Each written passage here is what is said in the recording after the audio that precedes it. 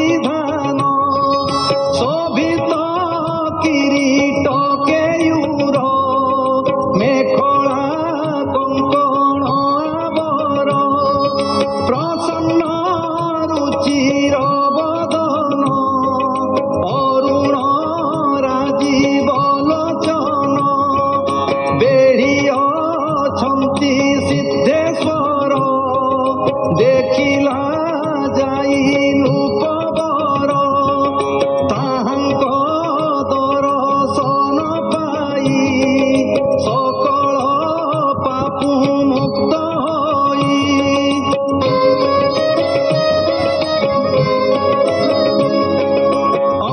ଅନ୍ତଃକରଣ ଶୁଦ୍ଧ ହେଲା ଅଶ୍ରୁରେ ଲୋଚନ ପୁରିଲା ଭକ୍ତିରୁ ରୋମାଞ୍ଚ ହୋଇଲା ଆଦି ପୁରୁଷଙ୍କୁ ନମିଲା ସେ ଚିତ୍ର କେତୁ ହୃଷ୍ଟ ହୋଇ ନୟନ ଜଳେ ପାଦ ଧୋଇ ପ୍ରେମେ କୁଣ୍ଠିତ କଣ୍ଠ ହୋଇ ସ୍ତୁତି କରିଣ ନ ପାରଇ ହରସେ ପୂର୍ଣ୍ଣ ଇନ୍ଦ୍ରିଗଣ କ୍ରମରେ କରି ନିବାରଣ ଜଗତ ଗୁରୁ ଗୁରୁବର ଯାଦବ ବଂଶର ଠାକୁର ତାହାଙ୍କ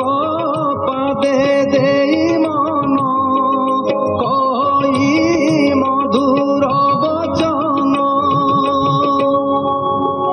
चित्रकेतु उवाच तु हि जे अजित स्वभावे भकत तोते जिते भावे सुसिद्ध आत्मा लोकंकर जित तु हे ईश्वर जेणु तु अति करुण तेणु